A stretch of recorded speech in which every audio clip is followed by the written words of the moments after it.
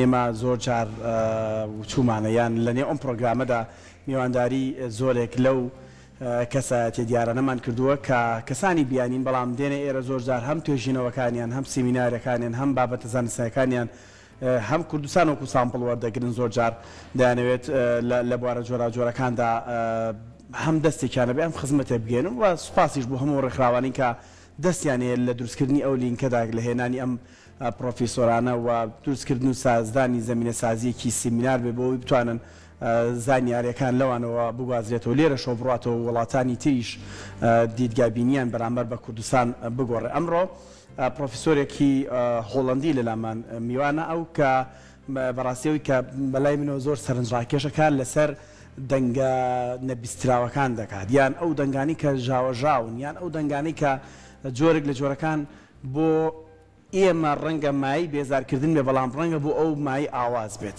بۆ بتوانێت کۆمپۆزی هەندێک بابەتی پێ بکات ئاوازی پێ بکات خۆی لە بواری ئۆپێرادا پێما بێت زۆر زۆر دەستێکی باڵای هەیە جا بێگومان بەشداری زۆرێک لە میتین و تیدێکسمان بینیوە کە ئەو بەشداری تدا کردو و باسی بابەتی گۆرانی کردووە لە بنەڕەدا گۆرانی وتن بۆ منە بە مەیمونونەکان چۆن گۆرانی دەوترێت هەمانە کۆمەڵێک بابەتی تر کە ئەزانم ئەمڕۆ سەرنجتان ڕادەکێشین بەلای ناوەڕۆکی ئەم تەوەرە کە زۆر بەڕێز پرۆفیسۆر هۆبا دیخراف کە بەڕێزیان ئاوازدانەر و میوزیسیان کە ئەمڕۆ لەلامانە زۆر زۆر بەخێربەی وەڵکەم خات و چرا علیش کە بەڕێبەری پرۆژەکانە لە ڕێکخراوی کولتور و دیالۆگ ئەمڕۆ هەم باسی پەیوەندیەکانی ئەم ڕێکخراوە بە خات و هوباوە و لە هەمان کاتیژە ئەمڕۆ ئەبێ وەرکە بکەشی ڕۆڵی وەرگێڕانیش بۆ ئێمە بکەیت.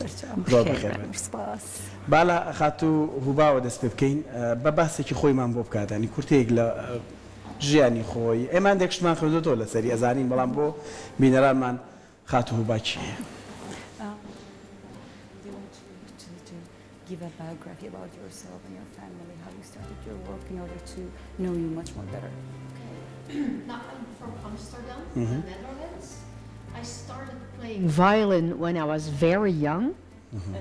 خەڵکی ئەمستردامە خەڵکی وڵی هۆڵندایە زۆر زۆر مناڵ بۆ کاتێک کە دەستی کردو بە ژەنینی پیانۆ بە ژەنینی ئامێروایەت بەڵێ عەفو. Yes, and I come from a musical family.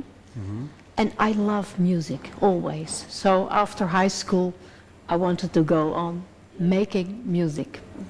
ئەم لەخۆی لە خێزانێکی میوزیسیەنە و میوزیک ژەن بوون هەمویان ئیتر لەوە بووی ماوەتەوە زۆر زۆری حەز لە میوزیکە بووە و دوای ئەوە کە مەکتەبیشی تاو کردووە ینی بەردەوام بوون لەسەر ڕێچکەکە. When I was a young girl, I always played together with my grandfather. کاتێک کە کچێکی گەنج بووە دایم یعنی ها لەگەڵ باپیریا چۆن موزیکیان ژەنیوە. And I was in youth orchestras. لە ئۆرکێسترای گەنجەکانە بوو ینی کچێکی گەنج بووە کۆمەڵێک ئۆرکێسترای گەنجان هەیە لێرە بەڵێ ئەندام بووە لێرە. And then pop groups. هەروە گروپە پۆپەکان. باشە جا ئێستا هاتوۆتە شاری سلێمانی ئەیەوێ لێرە ئۆپێرا لە ڕاستیە بزانە ئایا لەبارە بۆی کە لەم بوارە ئەم ئیشی تیا بکە یەکەم شت پێمان بڵێت کە بۆ سلێمانی هەڵبژاردووە و بۆ ئەوەی کە تۆ لە شوێنەکە ئۆپێرا بتوانی پەرە پێبێ پێویست بە چ ئیمکانیەتێکەکە؟ She is mentioning that you're planning to make an opera here. Why you chose Slimania? And what are the abilities or the needs of a place in order to perform an opera in a country or in a place? I don't know yet. We are thinking about cooperation with musicians, but an opera can be very big or small. It can be anything. An opera can be about a small subject or a very big subject. So it depends. We don't know yet. So why you chose Slimania in order to make such a project? I was invited by my good friends Bakhtia Mohammed and Sardar Fatah Amin. And I know them for more than 20 years. They're also living in Amsterdam, but our children, my children and their son went to the same school. So then we met and we became friends.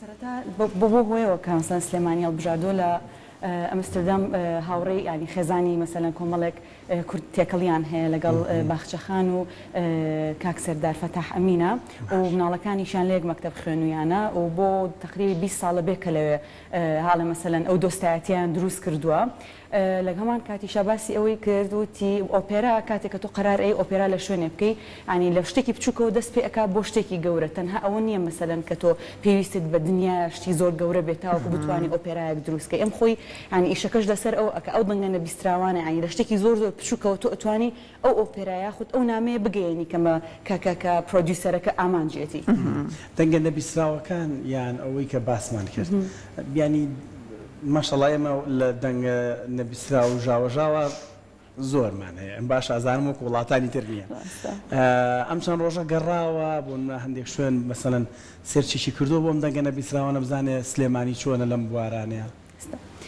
He's mentioning that since you are working on the unheard voices, unheard sounds, have in these 3 days, in the past 3 days that you were in Slimani, have you discovered any unheard songs? Because we are very social people, and you know there are so many proudness here in our culture. Have you discovered anything new, any new voice or any unheard voice?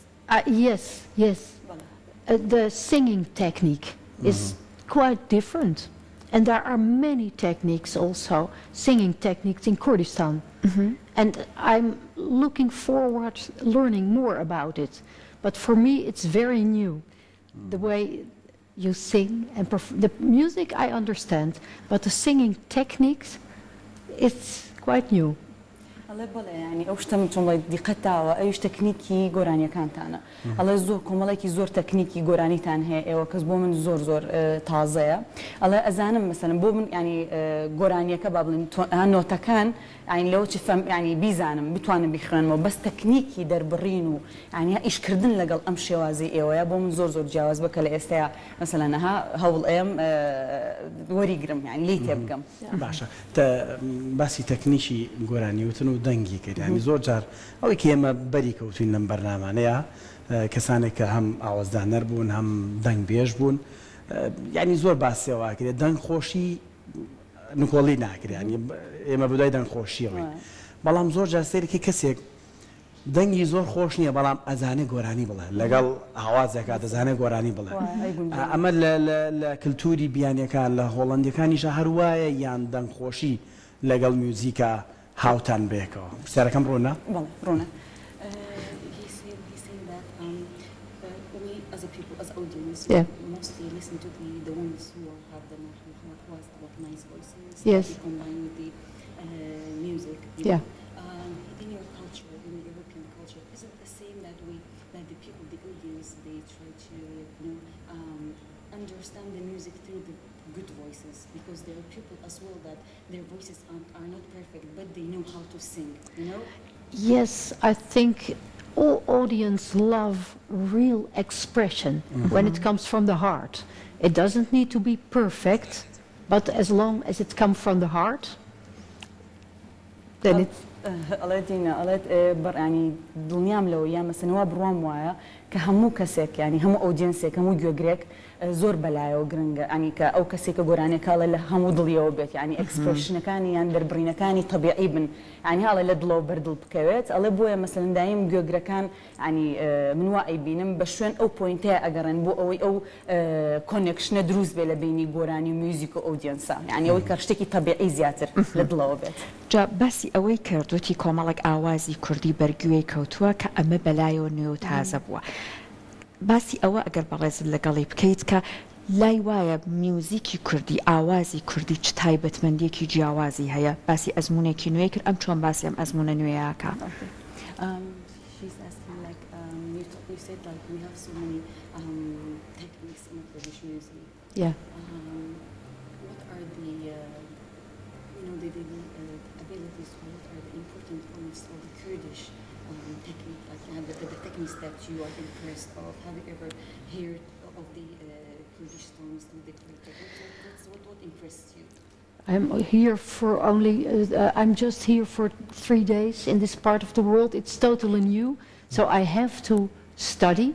But I got from the Kurdish Institute Culture, I got books with melodies and singing, and then I'm going to studying at home. But my first impression, it's, yeah, there are beautiful voices, but so many, so much.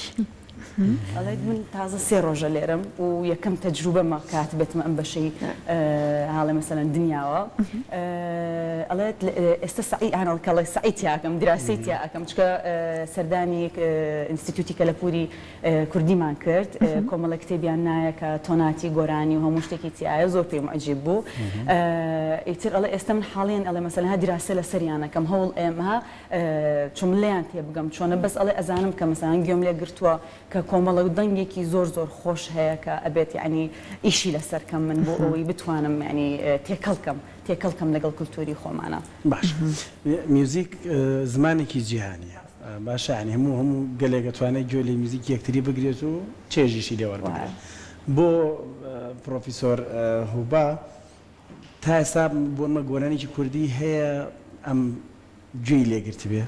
اوكي. كاريجري لناخي كرده بها. He's saying that music is a different language, and each of us have a different text of music. Yes. Have you ever heard a Kurdish song that impresses you or touches your heart that you were listening? Any Kurdish song? I would love to say I heard this and this and this. I heard many songs which are beautiful. I cannot say the names. I just heard it on the radio, and then you were mentioning this is real old Kurdish.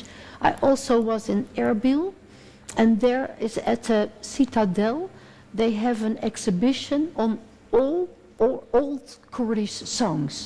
You can touch the screen and listen to all different kind of Kurdish songs, which I did. And it was amazing, and very old recordings also.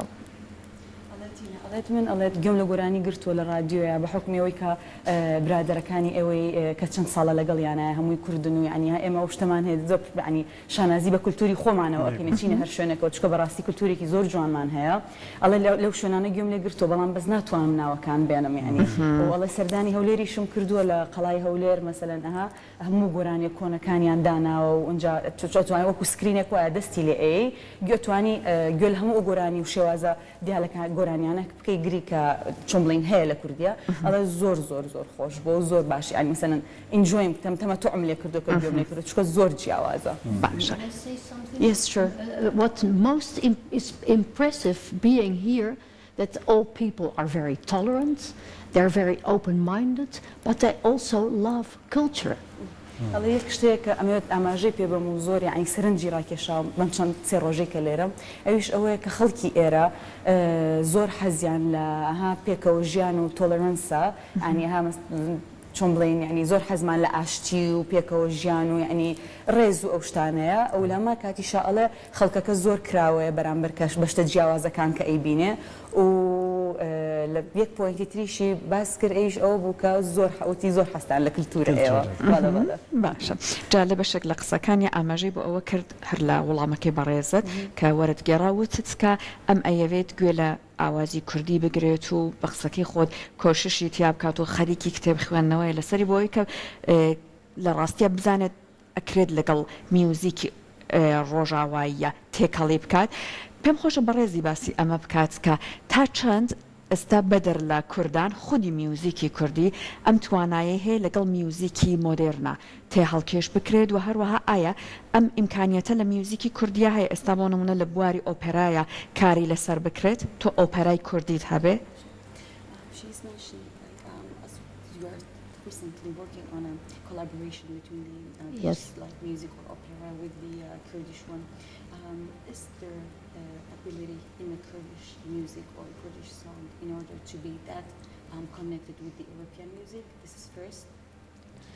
Second. Oh, that's a difficult question. Yeah. Second, can we have like based on the songs that you heard or the experiences that you saw during being here or with your friends in the Netherlands, is there ability in order to make a Kurdish opera in the near future? Like, is there that ability in the Kurdish music to have a Kurdish opera? Yes, of course. Always. There is always possibilities. Also for all the great Slimani composers. Because there are so many musicians and composers. I met many composers after my lecture. And yeah, everything is possible. And the nice thing about opera is that you take a small subject and you enlarge it. You make it, like opera is making things larger than life. قالت لا طبعا والله هيك شتيك محاولنية هم مش تيك أتوان ربكرت قالت لم كان روجاك لقل برازيانا بوين سرداني شويني بيوني دارمان كردو بو أو كولابريشن روبات بو دهاتو كبروجي هي دنيام لو يكذب فيش دو تريج باس أكرت يعني الله مثلا لير ميوزيسياني زور باش هي كساني زور بتوانا هي ك لقل يانا دانيشتوني يعني ها زور أوبن بو أو تيكل كردنا والله أوبرا شتيك يعني مثلا تو أتواني مثلا شن بجورة بيبيني أتواني بارتشي كيف شو كيلا دربيني تو بيكي يعني بس زور جورة كيت لو كخوت إيماجني أكيد يعني الله أوبرا شتيجنية تنها شو ما بيوز لي بكمال عدنا استراتيجي وشتي خويا الله أتواني شو كتير بارتشي لا دربيني تو بيكي بجورة إيش ماشي خاطر شتاتو برسان برابري بروجكان اللي رخلاي ديالوج وكالتور هم هنگیتان یعنی براسی جگید از خوشین چنجاری لینام پروگرامی اما گفتو کمان لگال کردون یه لرگی ام میوانه نو که دین اما ناو میوان رگارو مالی خوش هم به چی تان کردو ام همانگی کلتوری دتانه بگن بچی یعنی ام تکل کشی کلتوره بو چی کلوتانه بخمی خوتان زور سپاس دابا مخسبكم قصتكم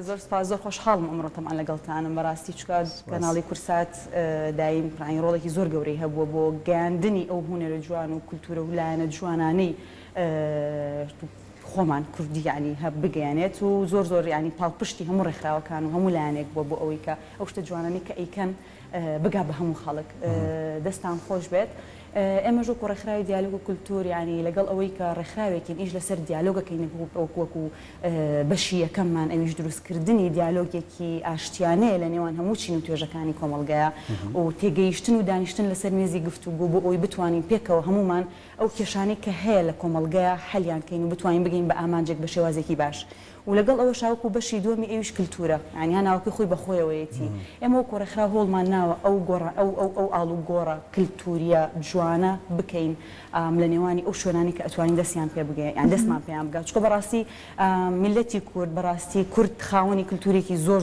جوانەکە ئێمە پێشتر چەندەها سەردان کراوە ڕێکخراوە ڕۆشتێنێتە دەرەوەی وڵات ینی وەکو غانا و ینی شوێنێک باشووری ئەفریقا و مسر و تانزانیا و ئەم شوێنانە ینی کاتێککە باسی کللتوری خۆمان کردوان کە باسی ئەو تێکەڵبوونە بووە لە بینی ئێمە و خەڵکەکەی ئەوەیە ئەین پیان وتون کە ئێمە کللتورمان چەند دەوڵەمەنە ئەو خاتونش کە سێ ڕۆژە لێرەیە ینی هەر هەموو بەیانێک کە ئەم بینێت قسە ئەەکەین ئەڵێت ئێوە زۆر ینی هاد کللتورتان زۆر دەوڵەمەنە ئێوە زۆر ینی کە ئەتان بینم ئینەرژیتان لێوەرئەگرم بەس کات کە بۆ نمونە چی زیاتر سەرنجی ڕاکێشاوە ئەوەی کە زۆر سەرنجی ڕاکێشاوە ئەو کرانەوەیەمانە ینی لە یەکەم ڕۆژەوە کە لەگەڵ یانایی کە چین بۆ لای خەڵک کە چۆن مەسەلەن خەڵک بەخێرهاتنی ئەکا چەند حەزیان لە ئینترستم ینی سەرنج ڕاکێشە بەلایەنەوە شتەکانی ینی مەسەلەن کە ئەم ینی ئێمە کولتورێکمان هەیە کە کراوین بەرامبەر ئەو شتە جیاوازانە ینی هەوڵمان ناوە کە شتە ئیمپەرفێکتەکان ئەوانەشی کە ناتەواو تەواویان بکەین ینی وا بیبینین ینی بۆی ئەمە ژۆ کوڕێکخرا و بەڕاستی زۆر گرنگە کاک ئاری سەحەرخان کە بتوانین ئەو ڕۆڵەمان هەبێت ئەو کللتورە جوانە بگەینین چکە کللتور بەڕێی من ینی وەکو ڕێی شەخسی خۆم و ڕێکخراوەکەشم چۆن بڵین بناغی نازانم ینی هەموو شتێکی جوانی کۆمەڵگەیە ئایدنتیتیە ینی هاتۆ نازنامەت واتەیەوە تەنها مەبەستانەوە نییە بوون هاوشێوەکانی خاتە هوبا بێن ئێرە سوود لە ئەزمونونەکانی وەربگرن بەڵکو دەتانن لە ڕێگەی هاوشێوەکانی وەکو خاتە هوباوە کللتوری ئێمە بزەبێت زۆر مهمە کاتێک ئەو باسی کللتوری خۆت ئەکا تۆش کللتوری خۆتی پێپشانەی ینی تو ئەم گۆڕانکاری لە کللتورەیە زۆر مهمە ینی دەوڵەمەنت ئەکا فکری تازەت پێ ئەبەخشێت فکری تازە وەرئەگریت ینی تۆ لێرەیە لەم کاتەیە مەسەلەن پێویستت بەو گۆڕانکاریە چکە دنیا ڕۆژ بە ڕۆژ بەرەو پێشەوە ئەڕوا ئەبێت ئێمە خەڵکەکەمان مەسەلەن هۆشیارە بەرامبەر کللتورەکانی وڵاتەکانی کە کللتورەکە وڵاتەکانی تریش بە هەمان شێوە چکە من بەداوخەوە ینی لە ئێستەیە لەهۆشی لە ڕێی میدیاوە بوو بیان لە ڕێ هەر شوێنێکی ترەوە بێ کۆمەڵێک مسجی نێگەتیڤ و هەیە بەرامبەر بە میلەت و وڵات و بەبوونی ئەم شەڕ و ناخۆشیانەی کە لە با بڵین لە شوێنە جوگرافیەکەی ئێمەیە هەبووە بەڵام بەس ئەمە ئەرکی سەرشانی ئێمە وەکو ڕێکخراوی دیالۆگ و کولتور و هەموو ڕێکخراوەکانی تریش کە بتوانن بۆ دڵسۆزی و بۆ خۆشەویستیەوە ئەو شتە جوانانەی کە ئێمە لە کولتورەکەمان و لە وڵاتەکەمانە هەیە بیگەن و شتە باشەکانی ئەوانی ژوەر بگرین. یەک پرسیار ڕەنگە پرسیارەکانی ئێمە بۆ خاتوهوبا پرسیاری دڵی بینەرەکانمان پێ بەڵام ڕەنگە دانیشتنی خاتوهوبا لەگەڵ ئاوازدانەرێکە گفتوگەکان جیاوازتر ینی زۆر ئەو پرسیارانەی لامان دروستە بەمە دڵنیام لە دڵی بینەرا دروستە بێ ئەم زیاتر کاری ئاوازدانانی و میوزیکی لە زمانی هۆڵندی کردن ئینگلیزی لەواچە باشە زمانی کوردی پرسیاری ئەوەی لێ بکە خاوەنی کۆمەڵێک دیالێکتی نیەمە شێوەزاری جێوەڕا و جۆری ینی تۆ هەورانی سێرەکەی بەس بە چەقڵێ وانە بادینی ڕەنگە ستایلێکی تری هەبێت لە گەرمیان هەندێک جۆری لە مەقامات و بابەتی ئایا ئەمانەمان هەیە هۆرەمان هەیە لای ینی زۆر بابەتی جیاواز و دیالێکتی جیاوازمانێ حەیرانە لاوکە لە هەولێر ینی ئەمانەمان زۆرە نازانم ئەمانەی بەرجۆگەوتۆ یان نا من پرسیارەکەی من ئەمەیە ئاوازدانان بۆ دیالێکتە جۆرا و جۆرەکان کارێکی قورستر نییە بەراورد بە وڵاتەکەی خۆی بۆ ڕەنگە ئاوازدانان بێتەنها بۆ زمانێکی وەکو هۆڵند یان بۆ زمانێکی وەکو ئینگلیزی. Since we have so many dialects, so many ways of song and music, and each part of the country has its own, identity, its own dialect, during singing and songing. Like it will make a difference between the Dutch or the European music styles and the Kurdish music styles. Since we have so many different dialects, is it hard in order to make a music and you have to make a notes, music notes for such a mixed and diverse ways of songs? Is it like hard in order to compose such a differences? Yeah, it can be hard, but it can. But then, the notes, that's universal. You can write score. And everybody can play in its own way and own technique. For instance, if I'm playing violin Western style, and maybe some Kurdish traditional technique is with another kind of vibrato. It depends. But you can give a score like a very simple manual. So these are the notes and no much expression mentioned, but you can also write the score real detailed. If you are cooperated, you have to learn the musicians and learn their abilities, and I cannot write every technique because it's too much, and they are much better in their own technique.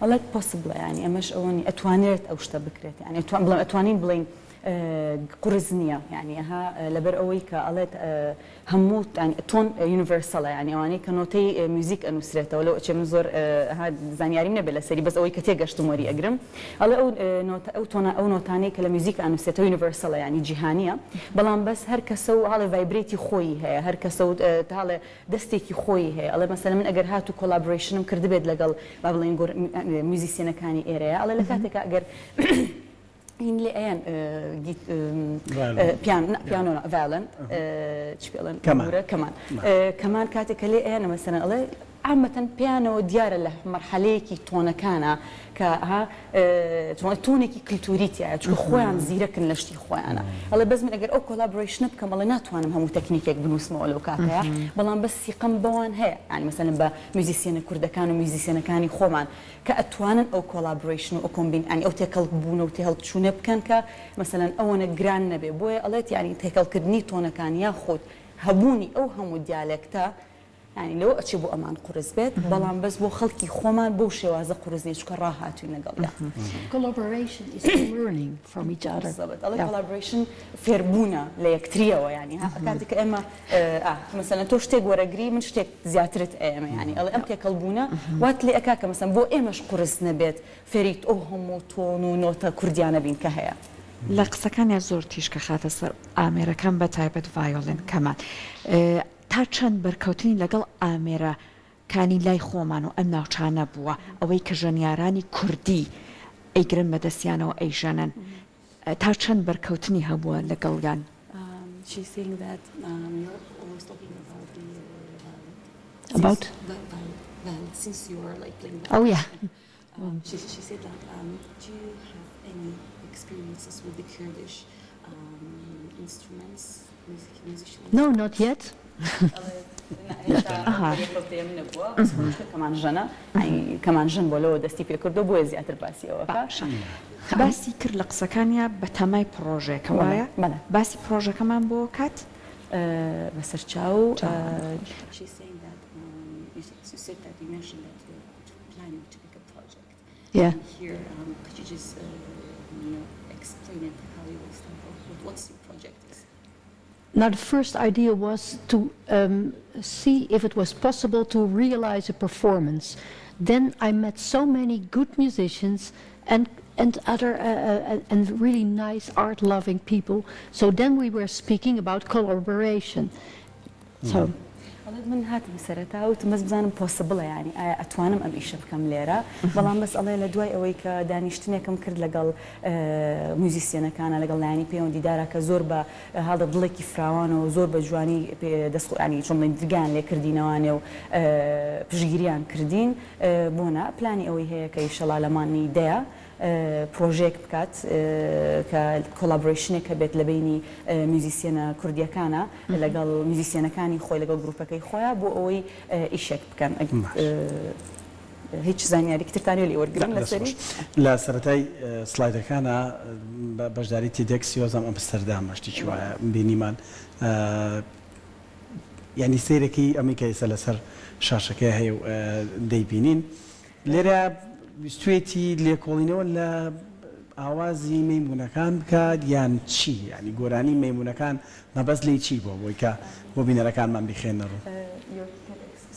Yeah, I saw. You mentioned that it was your message about the dancing monkeys. What was your گیاندارەکانیش گیانی ئاوازی خۆیانیان هەیە وەکو پرۆفیسۆرێک ئەگەر بە That's a very easy message that I think that before people were able to speak, to talk, first there was singing, an evolution of mankind. Also because babies love to sing, small children love singing before they are able to speak, and also demented elderly start singing again. It's الله مسجك زور أحسن بلاي منه أو واعي بينه الله تشكال مروف بيش أويك شون بندسك بقصة كردن حزي كردو جوراني بلد يعني عامة هم من الله كان كاتك من الله دايك بيت مثلا ناتواني قصف كات الله صوتي كليوي أم صوتاني كأم جومان ليني أو بميوزيك يعني أي شبهنات الله بوي يعني الله زور بسيط الله مثلا كات مهم يعني بيش دروزبوني مروفاتيش بهمان هالشيء وبو يعني كاتك تو بيش أو دسكي بقصة كردن الله مثلا تو هوارك أكي أجريد بودا وكاريا كان بو أمش همين نبريك للصوت يعني للميوزيك والله تنانات بيركانيش كاتك كبير أبن مثلا توانا يقصة كردن يعني نامنه أوانيش هر تون كمالتوناتك بكاريان كموسيقى يعني موسيقى بلاي أم خاتونه. If I listen to you speaking, I also listening to the tone of your voices. الله كاتك كمان استقصاء أكيد بيكو الله من لقال أول شيء كجولة إيوه أقرب جولة توني يعني يعني بنجا كتانا أقرب كتاشني برزبته ودا يعني هاي هستي بيكم. توانای دەنگی ئەو کەسانی کە ئۆپێرستن پێما بێت توانایکی زۆر بەرزی ئێوێ ئێمە لە نێوم پرۆگرامەیە چەندین جار بەسەرمانکردن یان هەندێک لە کەسمان هەیە لە وڵاتانی ئەوروپا ژین بۆ خۆیان لە نێو ئۆپێرادا کارەکەن ینی خۆیان لەو بوارەدا بینیوێتەوە کلتور و ژینگە کاریگەری هەیە لەوەی کە کەسێکی ئۆپێریست دروست بکە یاندا.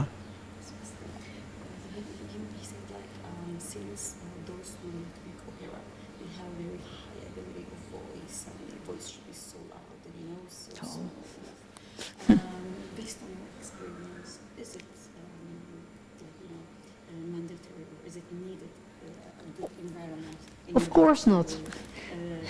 Is a good environment is like needed in order to develop an opera?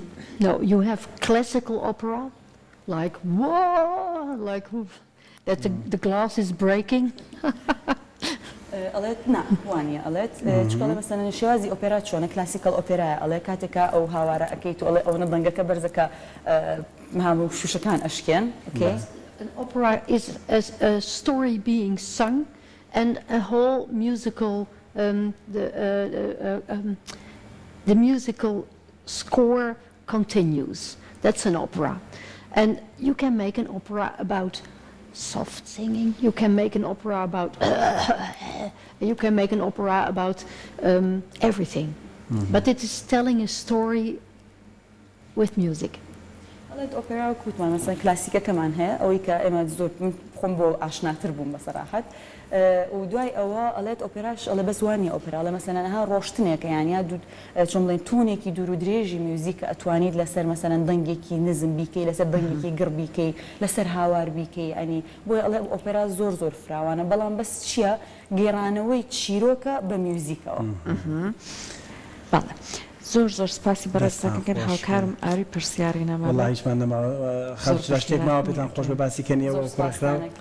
اما زور سپاسی ام در فتتانا کن که همیشه وقت من همشت جوانا کن پیشانا و بشه گون لمنالیش من و استشمان یواداری مردم بنو یوادارین همون پیکو بتوانین که کمالگی خومن باشتر کنی او رسم جوانا پیشانین که استهمانه. زور بخیر. زور سپاس بخیر. دوباره دستان خوش به پروفسور هو بعدی خراب که برزن آوازدنر و موزیسیان هولندا و هاتوی زور بخیر بی هاتو چرا علی برابری پروژکان لرخلای کلتور دیالوگ زور بخیر بند از خوشتن لیکین به هوای بردامی زیادتر و ام همانگی کلتوریانه ما زیادتر دلخوش دکات دستان خوش زور بخیر.